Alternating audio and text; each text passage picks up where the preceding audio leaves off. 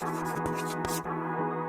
brainstormed this podcast during our Student Voices Healthy Choices time, where we give kids an opportunity to have a different voice, different say, and get it out to the world on a whole bigger platform. And then one of my good students popped in my mind and said, why not do it along with Gazaria Walker? Our podcast is really about helping other students and how can we help other students and healthy choices for other students and stuff. No matter the age, race, gender, we cover a lot that can, a lot of people be going through a lot of different things and they don't talk about it, but if they see or hear about something, it can resonate with them and, can help them. We hash out like 15, 20 questions, break that down, keep it kind of simple, take it home, chop it up, or some days I work on it here, and then we put it out. The teachers seen it, they be walking up to me and telling me good job and stuff. It make me look different, like that I got something going for myself. The objective in my mind is that it will be getting to get played throughout the school and where the students can see the episodes and we can branch it and grow out of where it's just Student Voices Healthy Choices. It could turn into another kid might have a topic they want to talk about. I started doing the podcast out of nowhere, and I wasn't even ready myself. You can't stutter, you gotta really read, you really gotta pay attention, for real. If it's a dream, write it down, envision it all, map it out, and go for it. The greatest thing about it is you can't make a mistake. You're controlling the camera, you control the equipment. So don't approach it with fear, approach it with aspiration that this could be something amazing. Tune in, check us out. Student Voices Healthy Choices podcast on YouTube.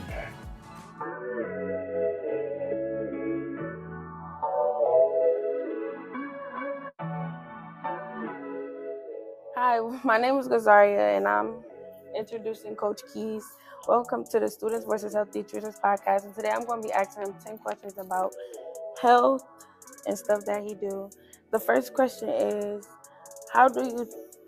what types of fitness classes do you offer and which ones do you recommend for beginners? I work out with every individual. I run group classes for adults and kids from anywhere from 7 years old to elderly people all the way up to 70 years old. Mm-hmm. For beginners, I recommend starting with basic cardio, working on a treadmill, and then doing basic compound lifts, preferably with dumbbells or with a barbell. Mm-hmm. Next question is, what common mistakes do you see people make when starting the fitness journey? Trying to do too much at one time and not repeating the same workouts. There's beauty in simplicity in doing the same thing over and over again and refining and making sure your form is good and things like that. Some people that try to add too much weight on or try to do too many workouts that they see online and things like that, and they end up hurting themselves and putting themselves back further than where they started at. Mm-hmm.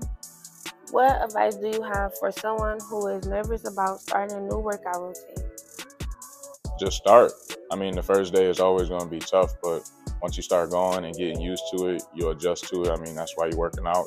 Your body will respond to the overload that you're putting on it, and you'll get better at whatever you're doing. Can you recommend any specific exercises for building strength or improving flexibility? For building strength, I would start off with body weight stuff.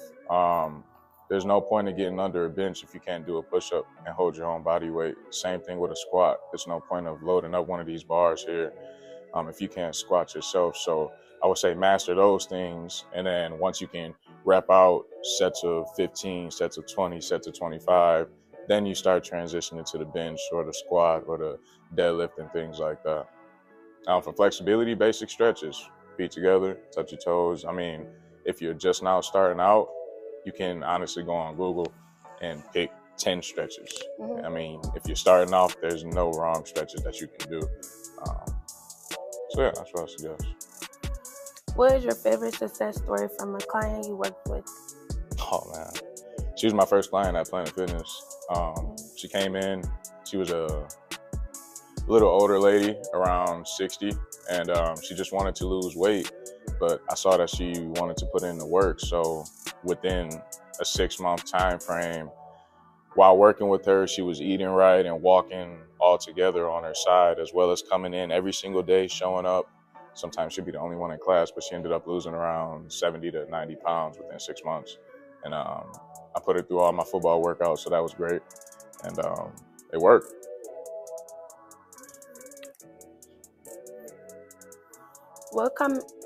How do you track progress for your clients? So I first start off with an assessment to see where you're at. So it can get a general baseline of where you are, how your heart is. And then I go based off of percentages, based off of whatever goals you want. So if you want to get bigger or if you want to get stronger, we're gonna build the strength week by week, increasing the weights anywhere from like 5 to 7% each workout, each cycle, depending on how you do in the past cycle. But I'm also like flexible when we're working out too. So if you're warmed up good and the weight's moving and you want to be great, and I'm not going to stop you from being great, but I'm not going to let you hurt yourself either. But I would say if you're starting off 5 pounds each week and increase by 5 pounds each week, and you can never be really wrong with that.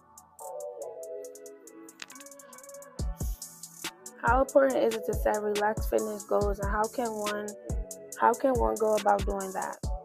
A realistic fitness goal. You got to think about what you want. You don't just want to go in the gym with no set plan or goal, and you'll switch it every day depending on how you feel. But ultimately, you got to decide, hey, I want to get in the gym to build my strength. Hey, I want to build my endurance and things like that. If you just go in and wing it every day, you'll probably lose all your momentum within like the first 2 or 3 weeks because you're just doing random stuff every day.